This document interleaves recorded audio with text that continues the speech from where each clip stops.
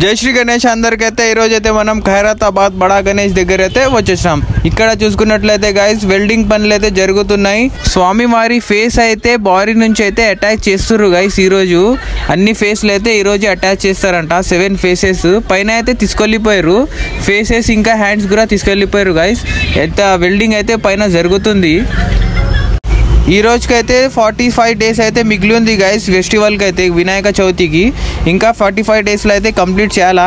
ఇంకా మట్టి పని కూడా ఇంకో 2-3 డేస్లో అయితే స్టార్ట్ అవుతుందంట. ఈరోజు నైట్ వరకు అయితే అన్ని ఫేసెస్ అయితే అటాచ్ చేసేస్తారంట. ఇంకా హ్యాండ్స్ అయితే రేప్ చేస్తారంట గైస్. ఫేసెస్ అయితే ఈరోజు అటాచ్ చేస్తారు. స్వామివారి లెఫ్ట్ సైడ్ అయితే వెల్డింగ్ చేసి బేస్ అయితే ఇంకా తయారు చేస్తుర్రు గైస్. వెల్డర్స్ అయితే వెల్డింగ్ కింద అయితే చేస్తుర్రు. మన ఫేసెస్ అన్ని అటాచ్ చేసే ముందు కింద అయితే పూజలు అయితే చేశారు గైస్. సాయంత్రం పూజ చేసి అయితే వర్క్ అయితే స్టార్ట్ చేసిర్రు. సాయంత్రం 6:30 అవుతుంది. ఇప్పుడైతే సాయంత్రం 9:30, 10 దాకా అయితే అన్ని ఫేసెస్ అయితే వెల్డింగ్ చేసి అటాచ్ చేసేస్తారంట. రేపు అయితే హ్యాండ్స్ అటాచ్ చేస్తారంట గైస్.